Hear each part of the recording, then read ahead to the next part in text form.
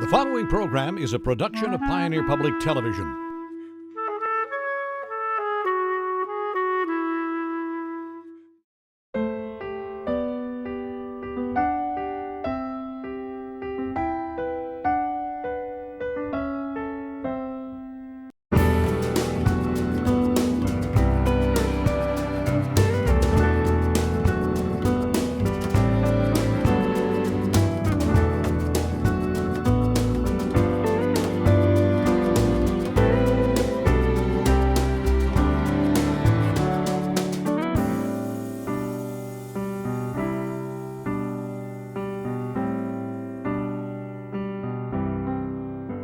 Hello and welcome to Compass.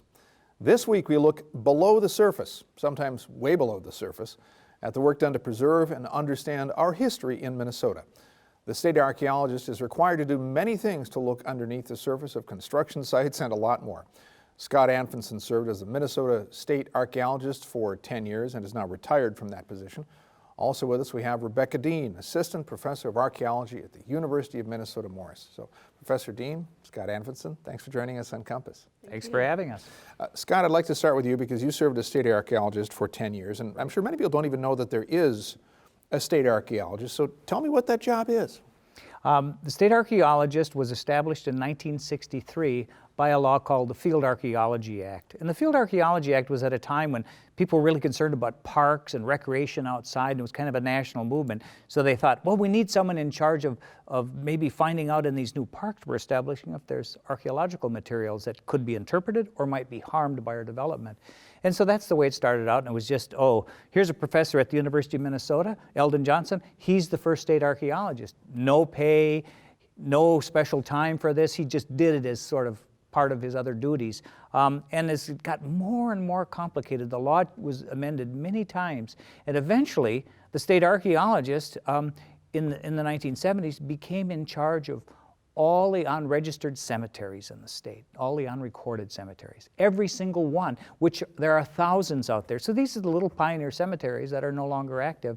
So that was a huge addition to the duties of the state archaeologist. So the state archaeologist still is concerned with research and education and helping archaeologists do.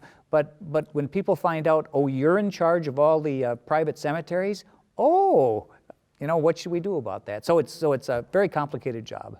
It's a complicated job, and there's I think, what, 1% of the sites that you estimate that have actually been sort of indexed and explored in Minnesota? I mean, the size of this is mammoth. It is, and Minnesota's a big state. It's one of the bigger states. And if you think of the people that always say, well, you have 20,000 sites in the state archaeologist site file, you know, of all different kinds, historic and prehistoric and different kinds, and even cemeteries.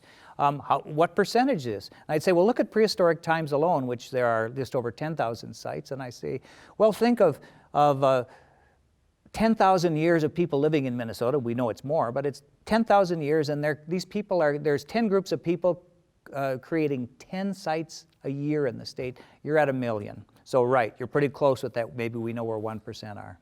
And Rebecca, in your work at the University of Minnesota Morris, of course, you've focused a great deal on rural landscapes. So there's the idea of an archaeological site that people may have in their head of a particular type of site, but you tend to look at rural landscapes in a much greater sense, in many cases Native American, correct? Right.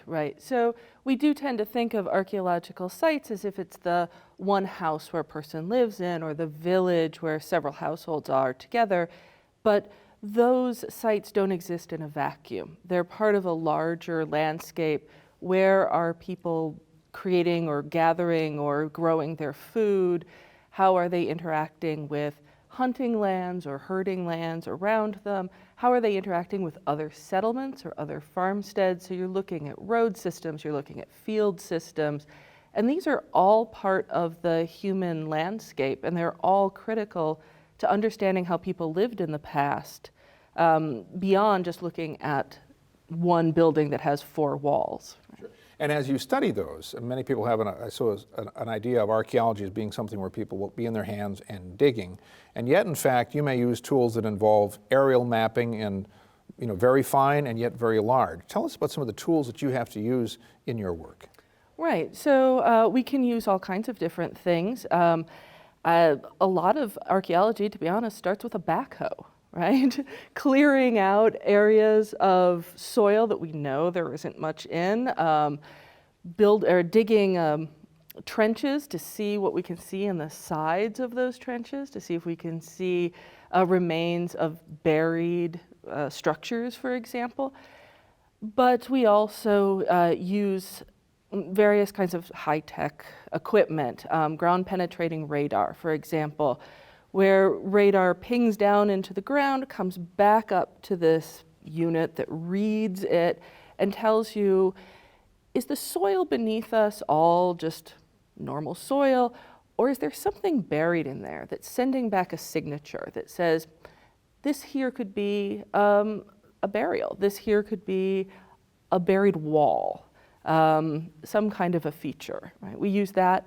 The entire state of Minnesota has been mapped with LIDAR, which is radar type, light radar, from an airplane that can tell us something about how landscapes were shaped in the past. You can look for field systems and road systems and those connections between settlements using that kind of technology. Sure. And Scott, in your work as state archaeologist, Minnesota is the only state that has done LIDAR, or this sort of type of survey to this extent, correct? For the entire state, it was very early on. I went, when I first became state archaeologist, my boss in the state, another interesting thing about the state arc, we went from being at the University of Minnesota to at the Department of Administration in the state. So that was a big change from going to be this sort of free academic, do what you want in a way, going into this very structured State Department of Administration. So that was a big,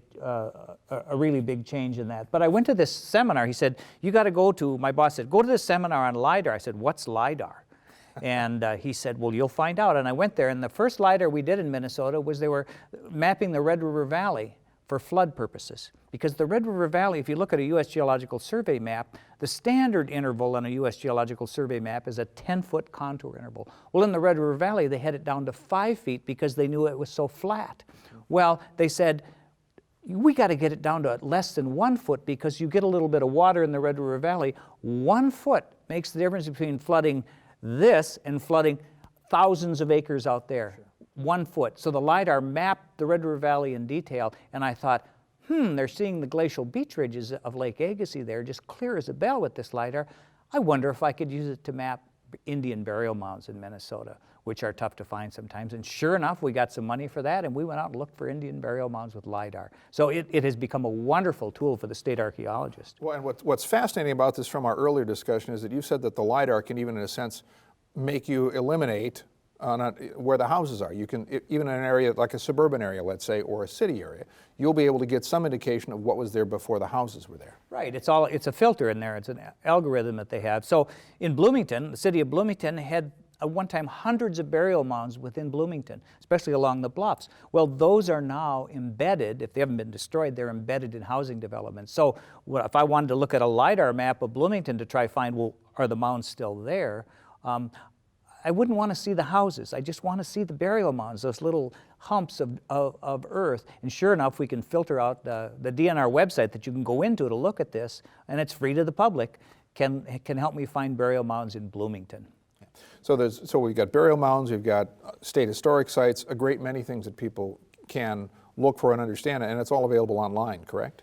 Well, we have to be somewhat restrictive with the exact location of archaeological sites because some people need that data. Highway planners, city planners, they need to know where the sites are so they can avoid them early in their planning stages if they can avoid them.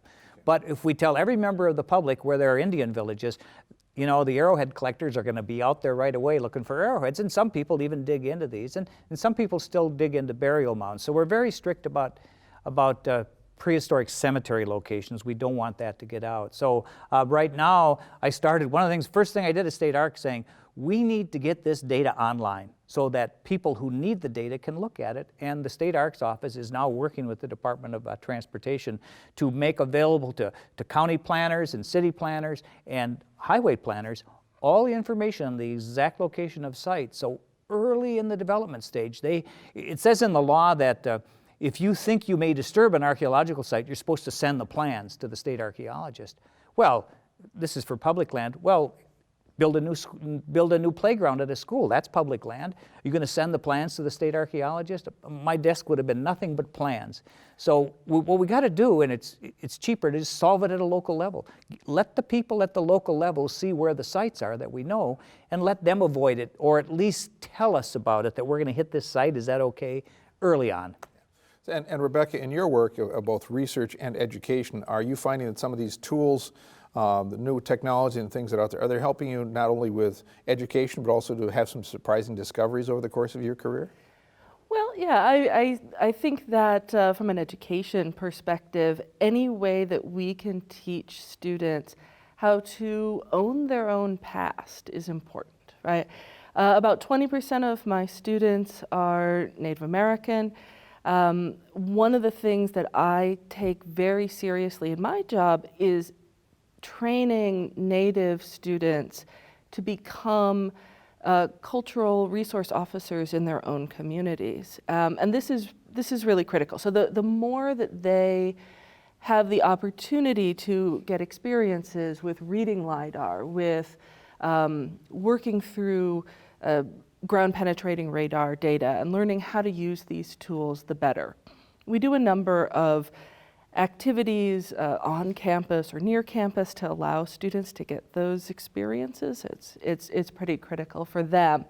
In terms of surprising sorts of findings, the University of Minnesota Morris is located in a historic place itself. It was originally a boarding school, and we have done a number of sort of surveys within our own local area looking at what is here beneath our feet. And I believe that my students connect to the place much more viscerally when we can say, you know, look at this landscape here, and now imagine the buildings that were here before. There was a bandstand there. There was a hall for eating, a cafeteria over there. Imagine what it was like 100 years ago. And that connection is very important. We can do that with technology without having to actually disturb any of the actual remains, right, of buildings. We don't have to actually get in there with a shovel and dig it up. We can use the technology to say this is where those things were found. But it sounds like there is an element there of empowerment. Yes. There's an element of understanding of place. There's an understanding of history of place. And of course, when students go to a campus, they may need to have that understanding of what the place was, as compared to, say, some of the people that Scott, I know you said, have called you when you were state archaeologists, because there was an empowerment that they had because they might have seen something in their community that they thought was archaeologically important, but Right. wasn't being respected. Tell us about some of those. Right, well, I think a instances. lot of them ended up being these little cemeteries, sometimes family cemeteries, associated with just one family. Like the first time Rebecca and I met, we met up in Grant County, just outside of Herman, where a farmer had finally got frustrated with this little family cemetery in the middle of his big field, and his machinery was getting bigger and bigger, and it was tough to plow around it and harvest around it. So finally one year he just knocked the headstones down and plowed it up. And of course, there were a lot of whistleblowers in a small community saying, oh, that was the family cemetery out there. What should we do about it? So Rebecca and I started interacting, and someone called me up, and one of the family members actually called me and said, this is wrong, isn't it? Is this against the law? Yes, it was against the law, because Minnesota law in Minnesota Statutes 307 says that you shall not disturb a cemetery of any kind.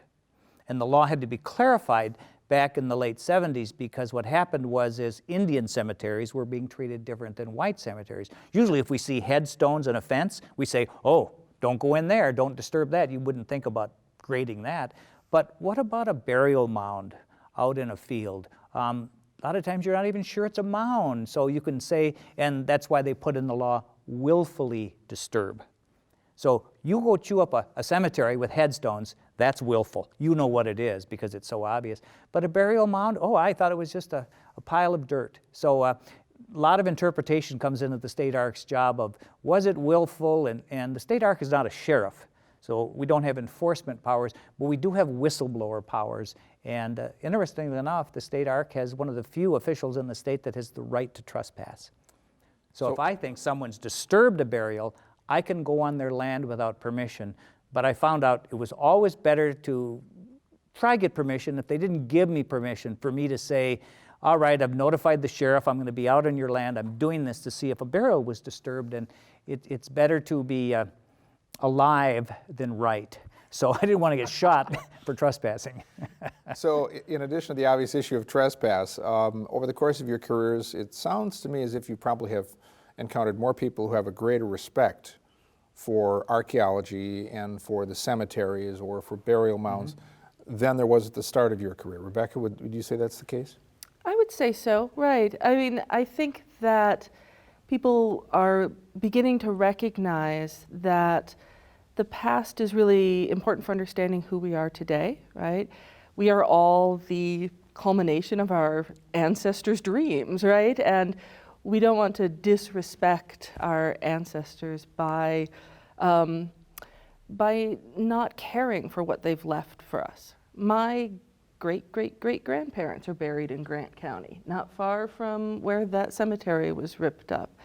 I'm sure that they couldn't imagine, right, having their descendants today being able to use fancy technology to protect their gravesite. But I think they also couldn't imagine that that any of their descendants would have just chewed up a cemetery. These are all sacred areas, whether they're native or of European ancestry, and I think we are getting better at recognizing the importance of those places. Yeah, and along with that, not only the individuals that understand more and have respect, but there's also been some changes in law over the years. I'm sure, and Scott, you'd mentioned this, there were some changes in law going back to the 70s, for example, about what people need to do as they approach the idea of what may be an archaeological site. Right. And the definition is broadened with regard to archaeological sites and cultural places in general. You know, when the National Historic Preservation Act was founded, it was totally dominated by architects on the committees that were writing the laws. They were architects and a few historians. One archaeologist was on any of these committees because they were really worried about urban destruction, because it was the time of urban renewal and the building of the big interstates, and they were ripping the hearts out of cities' historic district. So the focus was on architecture. Well, as time went by, all of a sudden we realized, as Rebecca has been dealing with landscapes, that it's more than the building, it's the place where the building sits and its relationship to the land around it. So that was one thing. And then we started realizing, well, let's take that landscape back in time. And there are places that are important to Native American people, like a hill. It's just a hill. There are no arrowheads on it. There's no buildings on it. But that may be a place where they've gone generation after generation for a vision quest. So that's more important to them than the schoolhouse. That's more important to them than the village site on the lake. It's probably not more important than the burial mound, but it's of equal importance because it's a sacred site. So we started looking at what we call traditional cultural properties. And this became a huge issue and still is in American archaeology, because a lot of archaeologists aren't trained to deal with oral history, to go talk to Native peoples in a way that's both respectful and can get some knowledge out of it. And the first thing I learned was there's not just one story. It's not just, this is the Dakota story of this place, the Dakota Indians. There are men's stories. There are women's stories. There is this clan story and that clan story. There are elder stories and younger stories. So there were so many different stories, and to sort out the importance and location and everything really became a conversation, not just this one-on-one, oh, that's where a site is.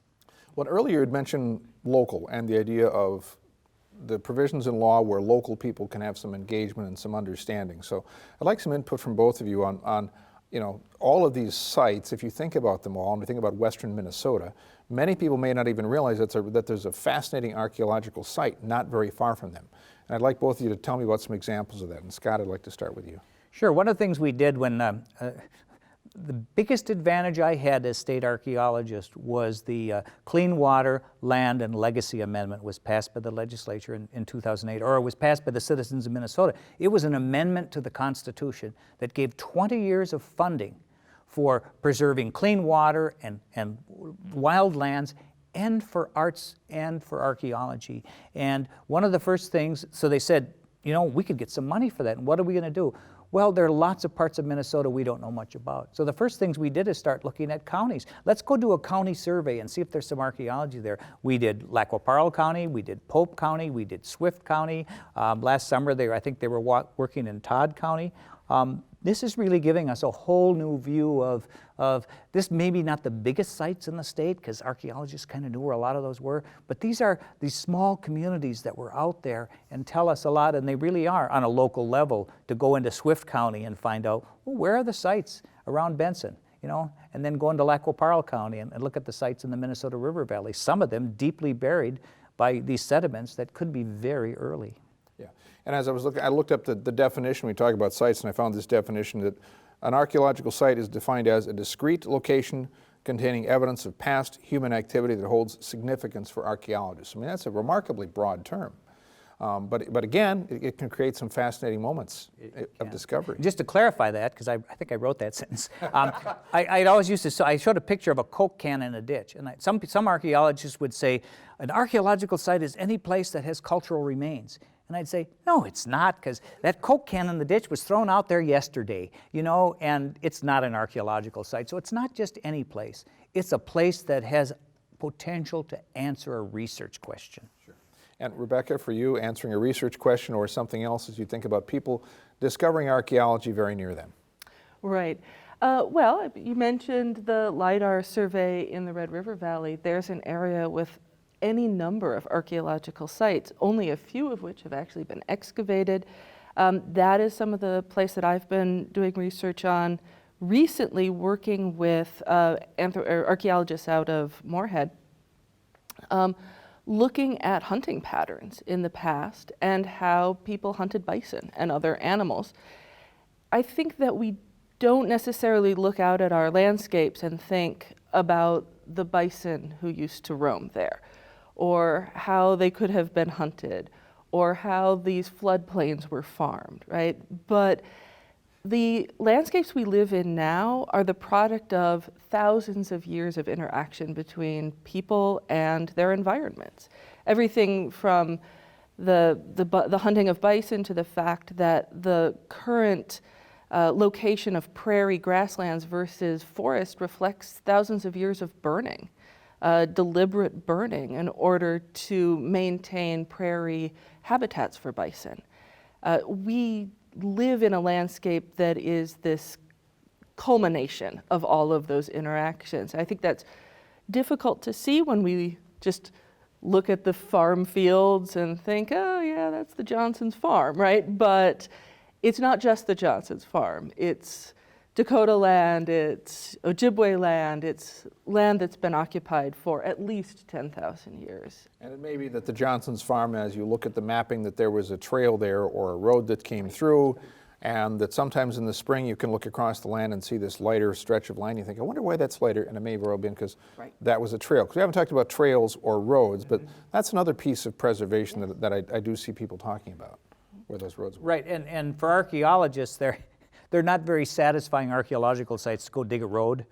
Oh, this is how they built the road. Yeah, we kind of knew that's how they built the road. But they're very important for historians and landscape people involved in landscape, because where the roads went, you know, a town at one time in Minnesota in the mid 1900s, it lived or died by where the railroad went. And at first they were connected by roads, and then some of these towns died because the railroad went 10 miles away. But the road still went there, then the road disappeared, because they're ghost towns today. So LIDAR can help us pick out these roads on the landscape and say, why do those roads go to that location? Oh, there was a ghost town there. As we wrap up this discussion, I'd like to talk about other resources or people that people can find to learn more, because I know we didn't touch on education much, but of course there's great resources, I know, for teachers who may want to incorporate some of these ideas into their classroom. But some other thoughts you might have, Rebecca, about where people could go to learn more about their local archaeology. I would recommend that you check out your county historical society. They all have, every county has one. They are amazing resources for all kinds of history and archaeological sort of resources. So I would recommend that. One book, if I may suggest, an oldie but a goodie that I recommend to people who are interested in Minnesota archaeology. It's a book called What Does This All Mean? AWL, written by Janet Spector. It's, gosh, 30 years old or so. Early 90s it was published. Yeah. But a lovely book that really shows the promise of understanding the Minnesota through archaeology. Scott, in the last 30 seconds, your suggestions, where to go for Go more info? online, use Google. And just, I could tell you, all my, when I was state arch, I wrote an annual report every year that told what I was doing and where things were. And rather than me tell you, try go through this URL to find it, Google it. Just say, State Archaeologist Annual Report Minnesota or Minnesota State Archaeologist. Go to the State Archaeologist webpage. There's lots of good resources. Great. We have to end on that note, but it's been a great conversation. Scott Anfinson, retired state archaeologist, and Rebecca Dean from the University of Minnesota-Morris. Thank you for joining us on Compass. You're welcome. Thank you. That's all we have for this week. Thanks for watching, and see you next week. Do you have an idea for Compass? Send your suggestions and comments to yourtv@pioneer.org. Have you missed an episode of Compass? Every episode is available to watch free online at video.pioneer.org or on the PBS Video app. And keep up to date with the latest Compass happenings on our Facebook page. Search Compass on Pioneer on Facebook and hit the like button.